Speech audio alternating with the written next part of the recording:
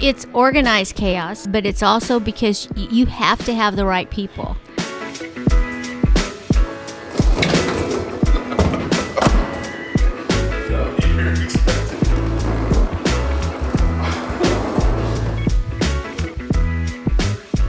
This episode brought to you by Restaurant Systems Pro. With excitement, allow me to introduce to you today's guest, founder and CEO of Festive Kitchen, Sandy Korem. Sandy, are you feeling unstoppable today? Oh, absolutely unstoppable. I cannot wait to dive into your story. I honestly love stories like yours. People who start small and scale over time. And I think that's probably the secret to this business because it's a little margins, you know? Yes. So you can't overextend. Get that motivational, inspirational ball rolling with a success quote or mantra. What do you got for us? Don't panic, punt. Don't panic, punt. What do you mean by Always that? been our mantra. And I'll tell you about who I am in a little bit, but it's always been my mantra in business because from where I'm at, I'm not a restaurant owner, I'm a caterer, and it doesn't matter if you don't have the forks, the plates, the food, whatever. The guests are coming in at 7 p.m. to eat regardless, and so you better not panic. You've got to punt and make it happen. So we were outside, and 35 minutes before the first of 300 guests were to arrive, we realized The first of 300. we Okay. had not rented any forks. Ooh. And so so you've got to somehow punt. And in that case, I knew the emergency number of the rental company, although they were an hour away. And you get somebody in a van and you meet them halfway and they get you the forks. The forks were not there when the first guest arrived, but they were there when they were needed. How do you punt a wedding? I'm what happened? Well, you had hors d'oeuvres. Okay. Oh. You had past hors d'oeuvres, so you didn't need a fork. Okay. You know, but so we had the forks by the time they needed the forks, but not when the first guest arrived, which would have been primo. Yeah. But that's an example. One other would be in the middle of a very high-profile person's wedding. I don't mind telling you who it was, Angie Harmon, when she got married to Jason Sehorn. What happened was that the main, it was outside, and the water main broke. And so it was a seated dinner, so we threw somebody car keys, van keys, whatever, go get us as much water as possible to be able to serve the guests, Yeah. et cetera. Yeah. That kind of stuff. There's a lot of reasons why I love the restaurant industry. If I had to pick the biggest reason, I just think I love the people who are attracted to this industry. But the second reason is definitely I love chaos. And that's kind of what I'm hearing from you is that there's just it's chaos, but it's how do you find that? Organized Yeah. chaos. So how do you find that balance between letting it be chaos? 'Cause I think it's important that it's chaos because we live like nature is chaos, right? And you want it to be natural, but you also want to have control because you can't have a wedding fail, right? So how do you find that balance? It's organized chaos, but it's also because you have to have the right people. You really do, because if you don't have the right people and they're going to panic and cry and whine and all that kind of stuff, then you're not going to get anything done. And so that's the best way. That's the only way I look at it. You can tell, especially from a catering perspective, if you're trying out someone new.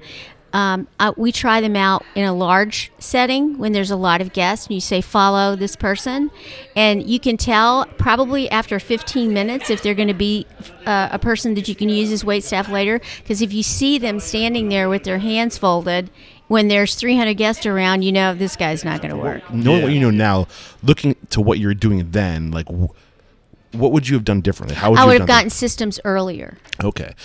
Yes, I would have started systems earlier, but then I didn't know anyone to talk to about systems. I didn't know anybody. I didn't know squat. So when did you start your systems? Oh, I didn't start that till about 15 years ago. Oh, wow.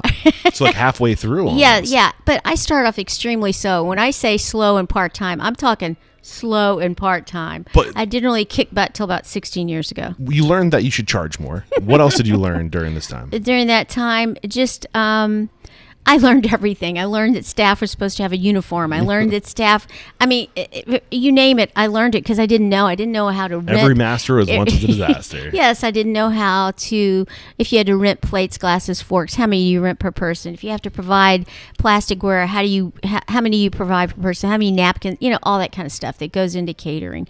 And catering is, restaurants is hard work. Catering is really hard work also because it's all mobile. You have to move everything to whether it's someone's home or bank or field or whatever it is. So you have to have list after list after list, because if you're, I always like to say, if you're in the middle of a cow pasture and you don't have your lighters, you're screwed. I mean, and there's no, 7-Eleven that's an hour away. Right. So just reflecting back, where we are in your timeline now, I think the year is like 1996, something right? like that. You did a couple more. Did you end up getting like word of mouth leads from this event or something like that? And I started my catering business started to evolve. Okay.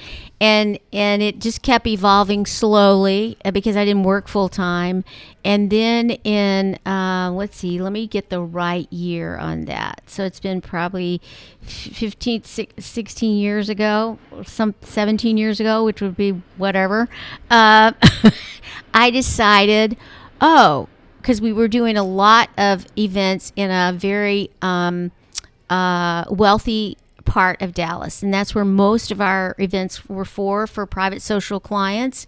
And I thought there was that they started asking me for things that they ate at our party, and they would say, I wish I could have that. And it was a Santa Fe cheesecake. I wish I could have that Santa Fe cheesecake. Can you make me one? And so I was like, yeah, but you know how much it would cost me to make that? I'm not going to make any money, etc. Yeah. Then I finally thought, well, maybe we could sell something out of my production kitchen. By this time I was in 1,400 square feet. And so that's where I thought, I'm going to have a little bit of pick up, grab, and go. We have to interrupt today's video to let you know that right now, Restaurant Systems Pro is offering a no strings attached 60-day trial that will help you improve your systems, increase your profit, and find better work-life balance. All you have to do is click the link below. Kitchen, was it serving? It was serving the retail and the catering. Yes. Were your recipes for the catering standard, or were you basically cooking what people told you to cook? Oh, no, we customized. Okay, customized. Yeah, but we had our own, recipes. But Did you give them a menu, or did they say this is exactly what we want? No. We'll give them a sample. People like to work off of a sample, and then they customize. And then they customize from there. Got it. So we've always been customized. We're not a click, check, boom, there you go. It's always been customized, and we're full service, and also drop off. But then I'm going to throw in one other thing here. I had been doing up to 60% weddings, and we finally said, I don't want to do this many weddings anymore. And so we cut down, and we only do like 2% weddings now. Wow, that's a big cut. That's a 58% cut. Yeah, we just said it's it was just too many meetings, too many. It was, So we started doing a lot of private social. Yeah. Lots of that, like in homes and that kind of stuff. So was this good or bad for business? Oh, no, it was great. So it was why? Fine. It just kind of evolved. It didn't ding us. We didn't say one day, not doing weddings. It's just that we just started doing more private social, and the weddings kind of stopped a little bit, or we didn't go after them, and we were perfectly happy. Yeah. If that makes sense. There's another episode wrapped up here at Restaurant Unstoppable. Special thanks to Sandy Korem for dropping such amazing advice, detailed advice around how to scale a catering company. It's a topic we don't talk about enough. A great way to improve your margins in the restaurant industry. And if you found value from this video, you should definitely tune into your favorite listening device, because there's so much more in the full episode, and we cannot do it without your support. So please comment, like, and subscribe, and we'll see you next time.